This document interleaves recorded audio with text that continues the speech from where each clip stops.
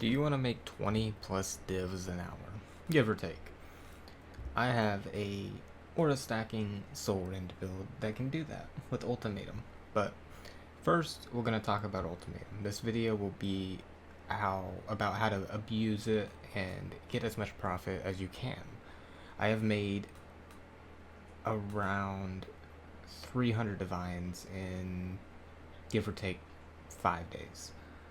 Now, this isn't the most money you can make in mechanics, and I get that, and there are a little bit of RNG elements, not too much, because the only RNG you really want is the boss. You will also get a lot of random things that are worth 7 to 8 divs. Like, I have gotten 4 7 years bad lucks. I've gotten 2 full stacks total of Sephiroths, and just a lot of other things that you can get. But a majority of the money will be from catalysts. I have all of these listed for a divine. Selling these in bulk will get you more money, because the people who buy these in bulk, they're pretty abundant. You'll make a lot of money by selling these in bulk versus selling them for 1 or 2 chaos. Now, depending on how popular this video gets, if it doesn't have any popularity and you tend to just watch new builds, and this hasn't gotten popular, then this strategy most likely still works, because the economy hasn't boomed with catalysts. But here's how we do Ultimatum. First thing is we're gonna fill up all of our slots on our map device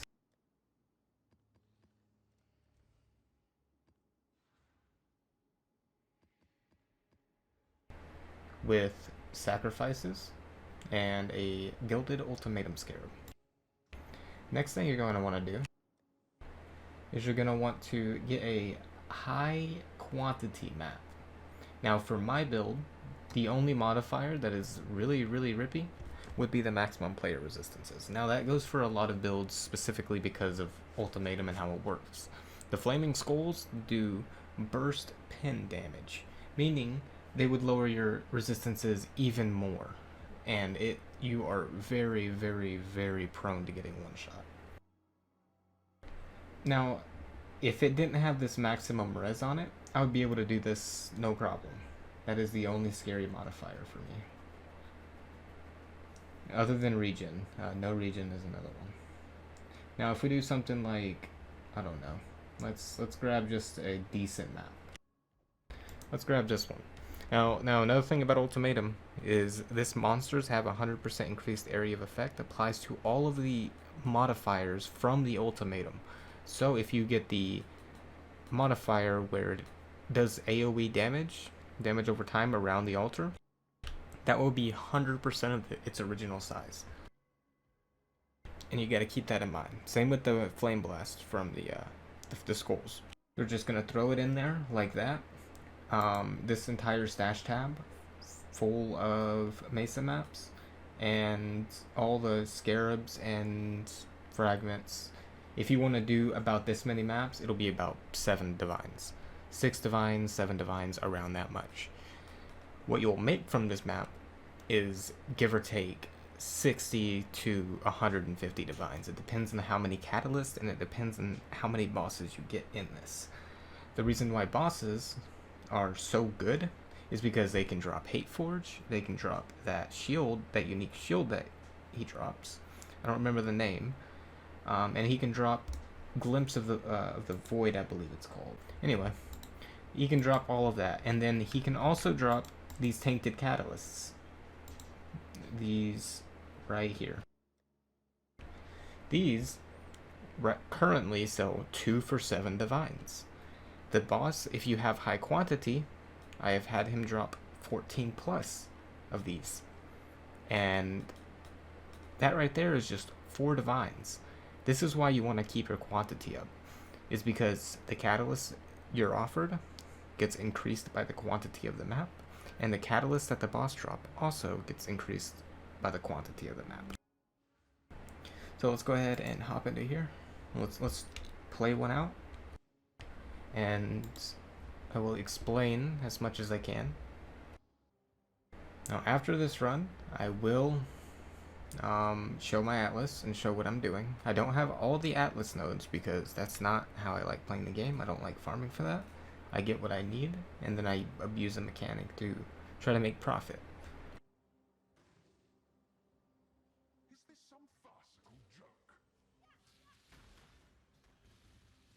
Alright, so we're going to start out with 3 very bad ones, and this is actually a really good example on what you do. So if you have 3 bad ones like this, you have to remember that the bad ones that can go to tier 2 and tier 4 are more likely to happen if you take them now. So if I take Stormcaller runes, I will most likely end up getting Stormcaller runes 3 or 4 in the future. If I take Ruin 2, I'll most likely get Ruin 3 and 4 in the future. But if I take this, even though these are all extremely bad for me, it makes life a lot easier down the road. My build can do every modifier outside of curses. They cannot be cursed. And here is a prime example of why you want to quantity your map. This would have been 2, but now it's 4, and it also has a chance to dupe, so I have a chance to get 8 prismatic catalysts, which would be a divine. So we're going to take this one.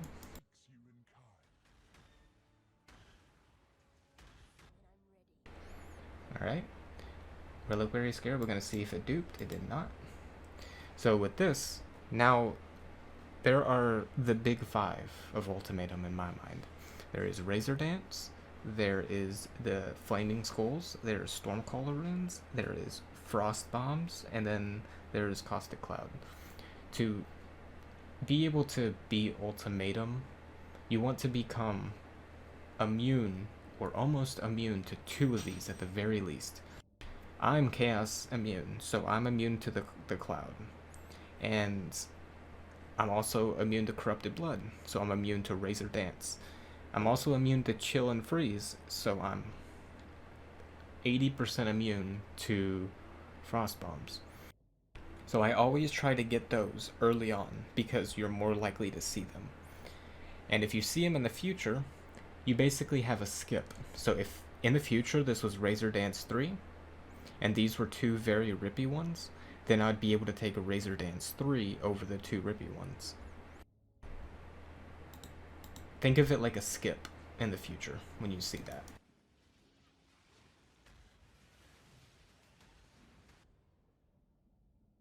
Totems are very easy to do.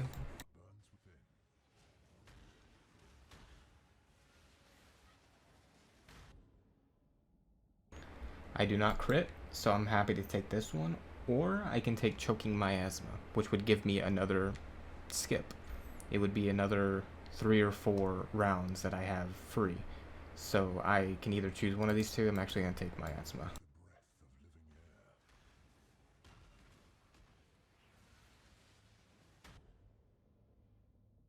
Got some catalysts.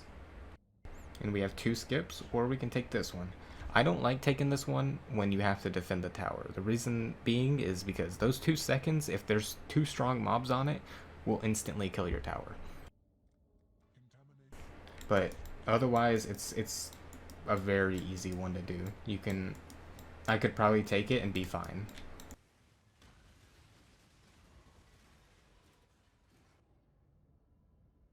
Alright, so we have a choice of start to stack rune, or we could go with our skips. We're going to avoid a tier 4 until as late as possible.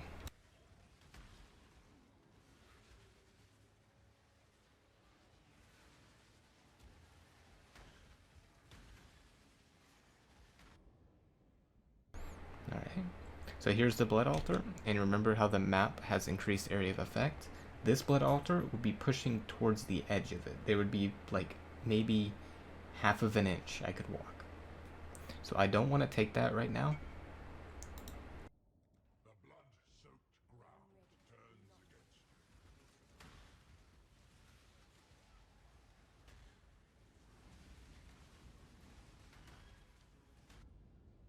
Alright, we're going to take Profane Monsters because I'm immune to Chaos.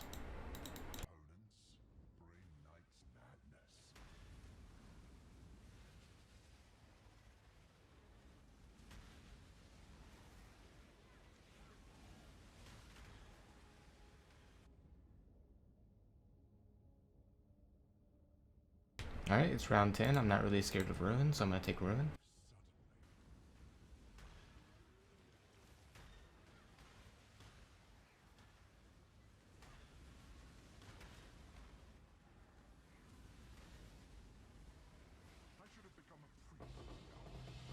And then you get your loot. Now, the thing with this is you can run these maps in 3 to 4 minutes, right? So, going into the map, doing the map, and then coming out of the map, or doing the ultimatum, I should say, actually has, I don't know if this is a glitch, but it fills up your Eaters of World progress. So if you go in, complete your ultimatum, and then leave, your Eater of Worlds progress goes up 1. Now, I don't really map that much because I usually play Expedition. This is what this build was initially meant to do, but this build can also do just about everything of Ultimatum. So every 28 maps that you buy or whatnot will give you a Eater of Worlds invitation. You can also do Searing.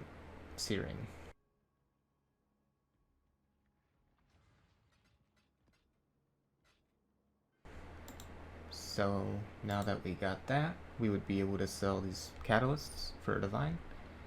These are at a divine, these are at a divine, and you can just watch as all of these catalysts start stacking up and you start getting messages and consistent divines that fuel your costs. And you can sell them.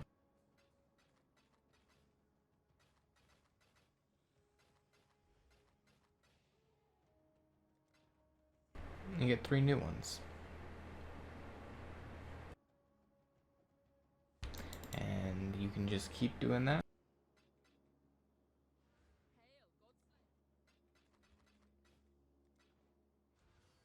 And try to fish for good ones like this, or the Patient, Divine Orb.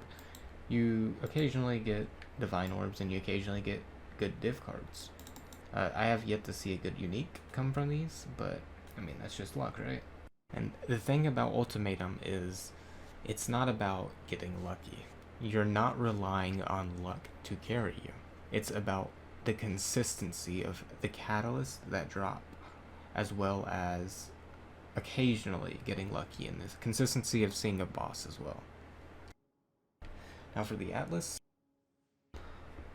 can be changed as much as you would like, but the only things you need are you're gonna need these up to here. You usually don't want to get the altars in your map, and you usually don't want to see stone circles. So you want to get this in case you do see the stone circles, and this in case you do see the altars. And then these will help you consistently do the 2 that you like. You want to take these. This one, the duplication, is super nice, especially if it hits like 3 or 4 or 5 divine orbs. It's crazy. It can get really crazy. You want to take this one so you get an additional round. That's basically doubling your chance to get a wave 10 drop. What I do is I take these. You don't need to, but if you're getting tired of seeing tier 2 maps and bad yellow items, then I would highly recommend taking all of this. And of course, we want to see the bosses as much as possible. So we're gonna have this. And to help our quantity of catalysts, we're gonna take all of these top ones. Combined, I believe it's like 20%, 30% increased effective modifiers on your non-unique maps, meaning 30% increased quantity. And then take these once you're good on all that. Everything else is up to you. I like taking this one in case I go into the wildwoods and find the strongbox area. 3 free strong boxes that are corrupted and rare. Those are nice. There's all different kinds of things you can pair with this, but this is what I'm doing right now. Alright, now that's about really all you need to know about Ultimatum. I mean, there's the wave 13 thing, but I would highly recommend just completely avoiding that. It's not impossible to do, especially on this build, but it is not worth it. It is nowhere near worth it. Onto the build. This build is a aura stacking Soulrend build that can basically not die to whatever's thrown at it. To go over what Soulrend itself is, in case you've never used it or have never seen it, Soulrend is a chaos gem. It does damage over time and it hits people. It's an AoE hit. So that means we can take advantage of AoE, projectile, and duration. Any of those modifiers. And that's kind of unique. Not a lot of things really have that. So it's good to build around that. But with Soulrend, you're gonna want to get its level as high as possible. I could get level 31 once I finish double corrupting this chest piece. If you wanna see all my fails here, you can get this to be +4, and then it would be level 39. But I have yet to get to that point. I've been kind of not lucky. Next thing, it's going to be the wand. So the wand, the way to craft this is you're going to want to get a fractured item level 82 or below with chaos damage over time multiplier wand.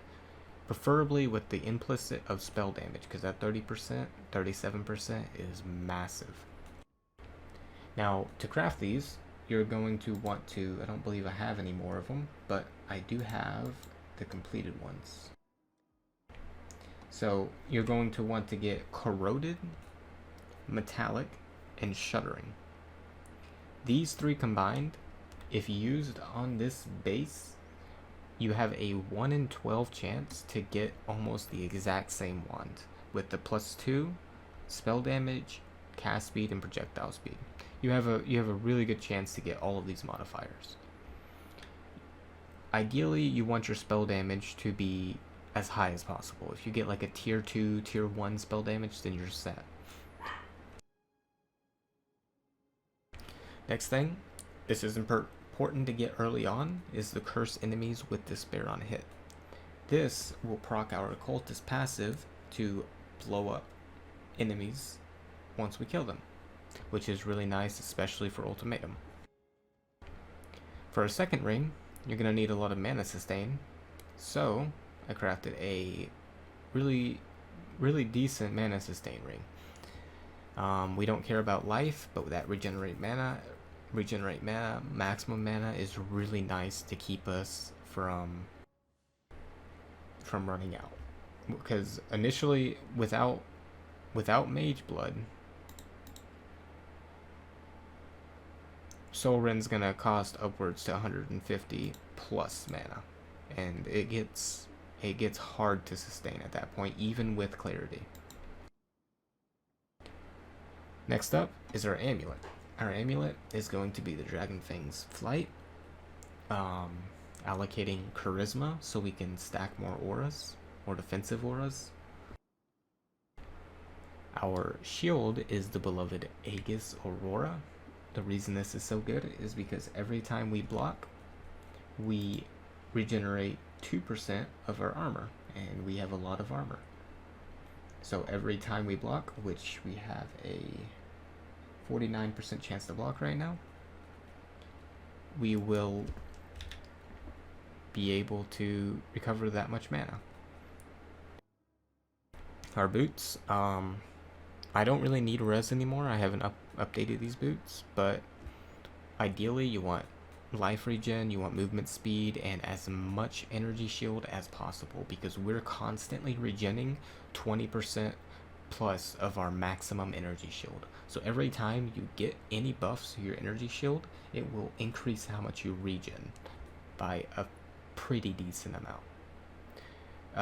For our belt, if you cannot get Mage Blood, I would recommend getting a crystal belt with increased maximum energy shield, and % increased maximum energy shield, some strength,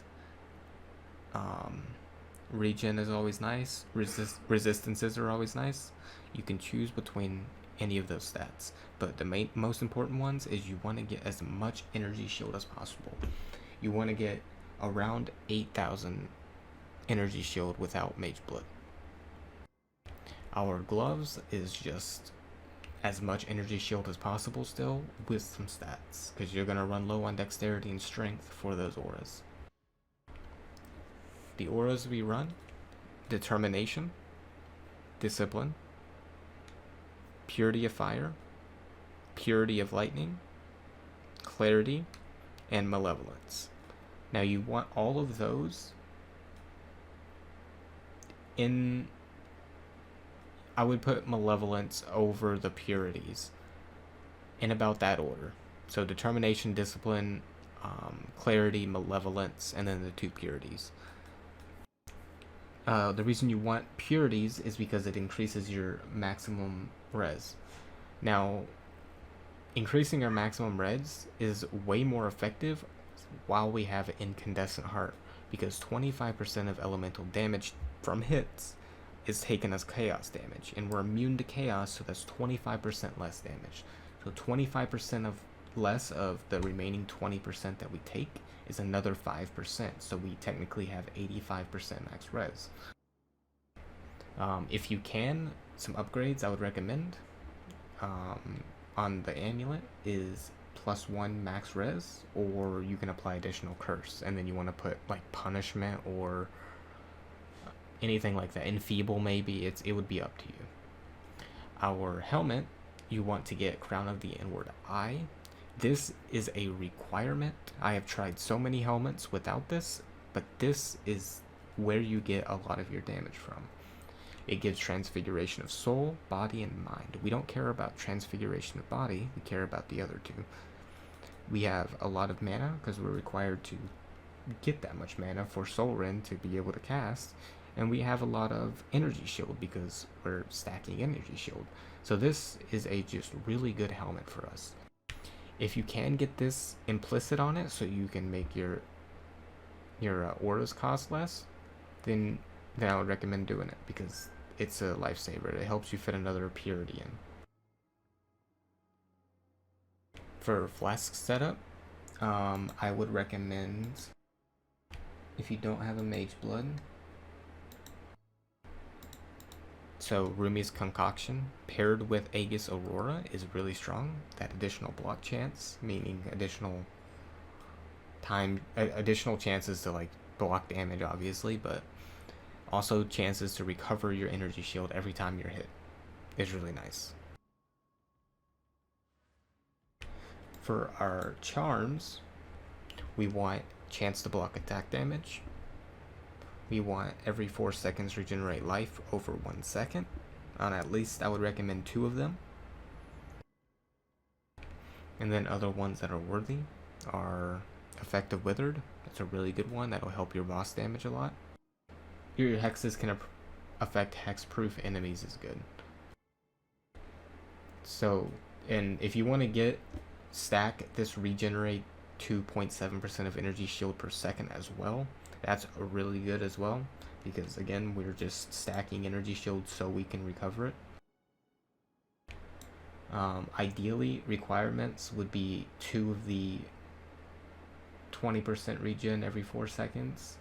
Hexes can affect hexproof enemies and gain an endurance charge when you are hit. For our cluster jewels, these don't really matter that much, but you do want to aim for chaos damage, as much chaos damage as you can get, because that scales our explosion. You're gonna want later in the game, once you get a lot of your stuff, you're gonna want to get some of these mana reservations clusters. But before that, before you get into the aura stacking part of it, you're gonna probably want to earn the money to be able to make your build work with it. So you're gonna want to get Eldritch Inspiration. That's a really good one.